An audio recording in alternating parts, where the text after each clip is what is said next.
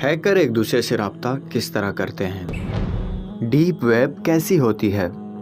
आपने ये गैर कानूनी काम किस तरह शुरू किए? हमने तुर्किया में मारूफ शॉपिंग साइट्स तक रसाई हासिल की। हमने वहाँ के तमाम क्रेडिट कार्ड्स चुरा लिए। हमने गैर कानूनी सहूलियात से खूब लुत्फ उठाया, क्योंकि आपको कुछ भी खर्च नहीं करना पड़ता।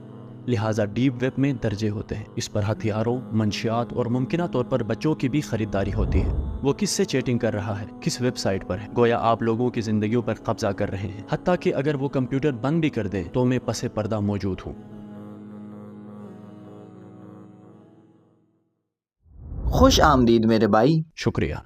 आपने हैकर बनने का फैसला कब किया? 2011 में जब हाई स्कूल का दौर था। इस वक्त मेरा एक बहुत करीबी दोस्त था। मैंने इसी के एक दोस्त से मुलाकात के बाद ये सब शुरू किया। एक दिन मैं गेम खेल रहा था तो उसने मुझे इसी के मुतालिक एक फ़ाइल भेजी। उसने कहा, यार ये इस गेम की चीट है, फ़ाइल क्लिक करो और इस्तेमाल कर लो। मैंने फ़ाइल डाउनलोड कर ली। जब मैंने फ़ाइल खोली तो उसमें कुछ ना था। मैंने कहा, यार ये चीट तो काम नहीं कर रही। तब उसने कहा, तुम हैक हो गए। उस वक्त मुझे अंदाज़ा नहीं था कि इसका क्या मतलब है। फिर उसने मुझे मेरे ही गेम अकाउंट का पासवर्ड भेजा। मैंने पूछा, ये तुमने कैसे किया भाई, क्या तुम मुझे भी सिखा सकते हो? उसने जवाब दिया, मुझे स्कूल में एक दोस्त ने सिखाया है, अगर तुम चाहो तो वो तुम्हें भी सिखा देगा। फिर मैंने उस लड़के से रब्ता किया। इसने मुझे बताया कि वो ये प्रोग्राम मुझे बेच सकता है। ये एक की लॉगर की तरह है, पासवर्ड चुराने का प्रोग्राम।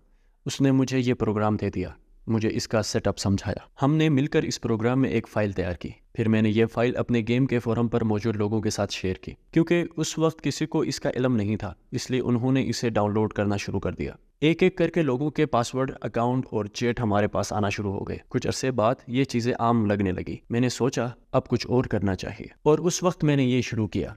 मैंने सारी फोरम साइट्स खोल लिए। मैंने वो सब सीखा जो मैं कर सकता था। यही मेरी इब्तिदा थी।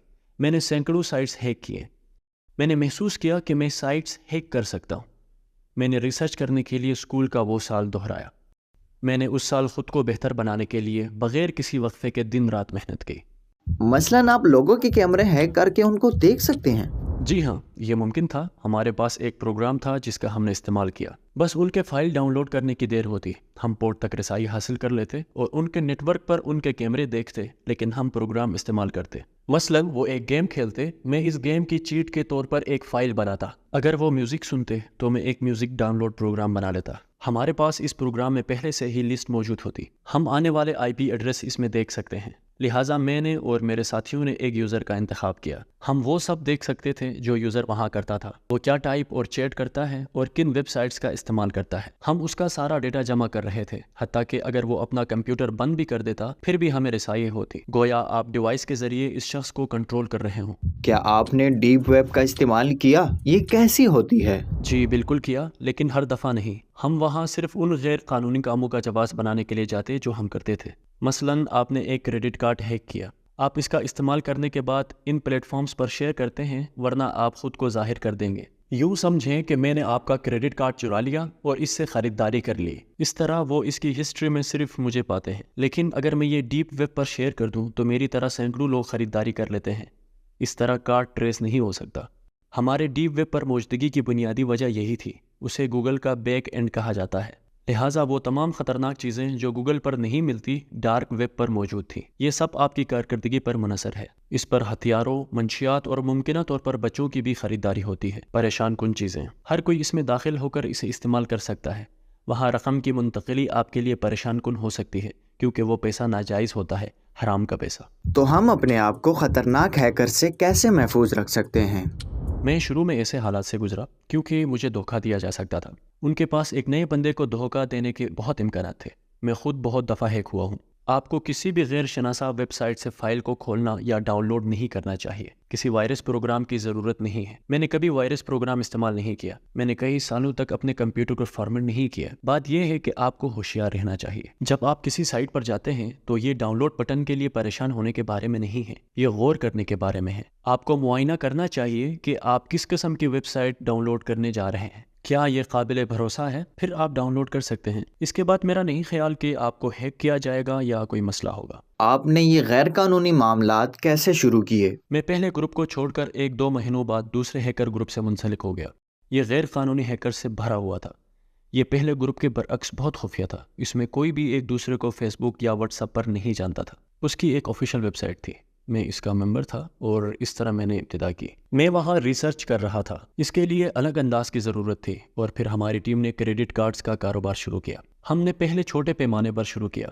ہیکنگ کے علاوہ کچھ ایسی ویب سائٹس تھیں جہاں ڈیپ ویب پر کارڈز شیئر ہوتے تھے۔ ہم ایک ایک کر کے سارے کریڈٹ کارڈز پر قسمت آزمائی کر کے رقم نکال رہے تھے۔ مثال کے طور پر میں کپڑے خریدنا چاہ رہا ہوں تو میں ان کا انتخاب کر کے ایک ایک کر کے کارڈ چلانے کی کوشش کروں گا۔ کیا اس میں محدود رقم ہے یا اس کو بلاک کر دیا گیا ہے؟ کیونکہ شیئر کردہ کارڈ کو 100 لوگ بیک وقت استعمال کرتے ہیں، اس لیے یہ خود بخود بلاک ہو جاتا ہے۔ یہ 10 میں سے ایک پر شروع ہوا، پھر 50 میں سے ایک پر ہم آرڈر کرنے کے قابل ہو گئے۔ پھر ہم نے کہا کہ ہمیں خود کریڈٹ کارڈز ہیک کرنے چاہیے۔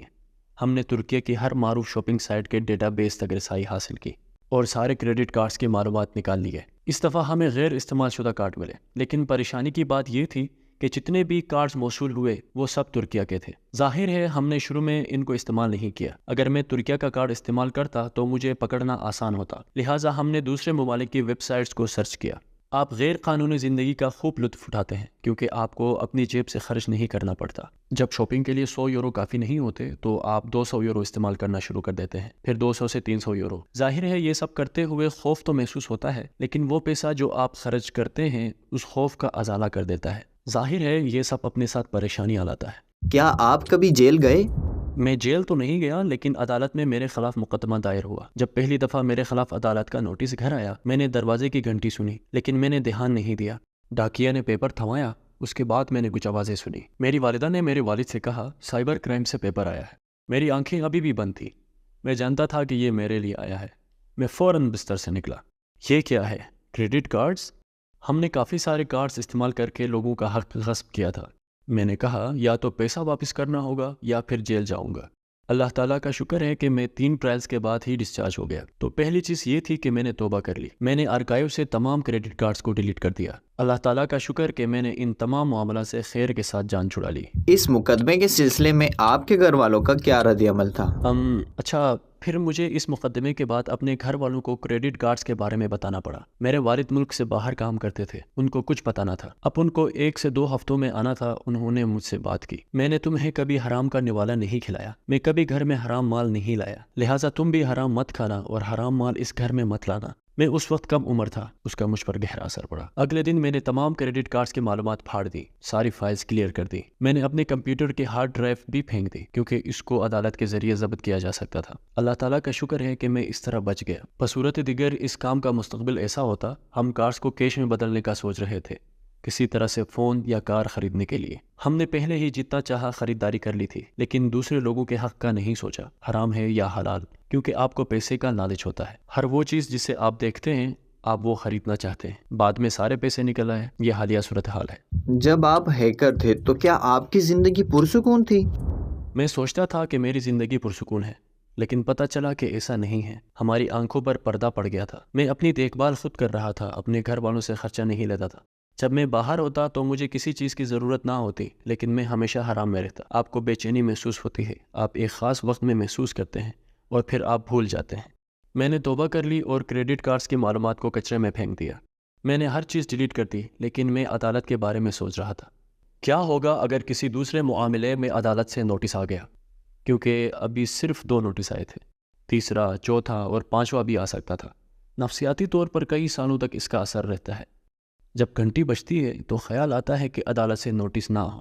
جب گھنٹی بجتی ہے آپ پوچھتے ہیں کون ہے؟ آپ قابل بھروسہ آواز کے منتظر ہوتے ہیں۔ غیر قانونی کام شدید نفسیاتی اور مالی نقصان پہنچ جاتا ہے۔ آپ نے کہا میں نے ہیکنگ چھوڑ دی، تو اب آپ کیا کر رہے ہیں؟ میں نے بطور ہیکر جو کچھ سیکھا اسی سے پیسہ کما رہا ہوں۔ میں ایک فرم میں بطور سافٹ ویئر ڈیولپر کام کرتا ہوں۔ ہم ایپس بناتے ہیں، اپنے غیر قانونی ماضی کی مہارتوں کو اب میں حلال کمانے کے لیے استعمال کرتا ہوں۔ کیا آپ اور کچھ کہنا چاہتے ہیں یا اسی میں کسی بات کا اضافہ کرنا چاہتے ہیں؟ حال ہی میں واٹس ایپ نے جو کانٹریکٹ بھیجے ہیں، لوگ اس کی وجہ سے پریشان ہیں۔ کیوں؟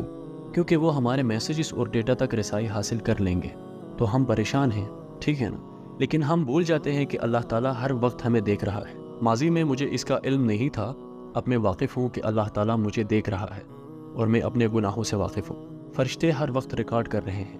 جب میں نے یہ غلطی کی تھی تو میرا ایمان کمزور تھا، پیسوں کے خیال نے میری آنکھوں پر پردہ ڈال دیا تھا۔ اگر میرا ایمان مضبوط ہوتا تو میں اتنی آسانی سے یہ گناہ نہ کر پاتا۔ قرآن کی تفسیر رسالہ نور پڑھنے کے بعد میں نے یہ محسوس کیا ایک حصے نے مجھ پر گہرا اثر کیا۔ یہ کہتا ہے ایمان کا مسئلہ دل و دماغ میں روحانی روک ٹوک کا کام دیتا ہے، بالکل اس ڈرائیور کی طرح جو سرخ بتی کو عبور کرنا چاہتا ہے لیکن جب وہ شیشے سے پولیس کو دیکھتا ہے تو رک جاتا ہے۔ لہٰذا جب آپ برے کاموں کی نیت کرتے ہیں تو آپ کے دل میں ایمان آپ کو بتاتا ہے کہ یہ خواہشات ممنوع ہیں، یہ بری خواہشات کا خاتمہ کر دیتا ہے۔ میرے ساتھ بھی یہی ہوا۔ عدالت والے واقعے کے بعد میں حیران تھا کہ میں کیا کر رہا ہوں۔ کچھ چیزوں کو ہم اس وقت تک نہیں دیکھ پاتے جب تک مصیبت میں نہ پڑ جائیں۔ تو عدالتی کارروائی بھی میرے لیے ایسی ہی تھی، جب میں نے محسوس کیا کہ میں پستی کی طرف جا رہا ہوں۔ انشاءاللہ اس ویڈیو سے آپ کو فائدہ ہوگا جو گمراہ ہیں۔ لوگ ہر مرحلے پر غلطیاں کرتے ہیں لیکن توبہ ضروری ہے اور ان غلطیوں کو دہرانا نہیں چاہیے۔ میں ان لوگوں سے بخشش کا نہیں کہہ سکتا لیکن ان کے لیے دعا کر سکتا ہوں۔ انشاءاللہ یہ لوگ بھی مجھے نیک نیتی سے معاف کر دیں گے۔ مجھے بس یہی کہنا ہے۔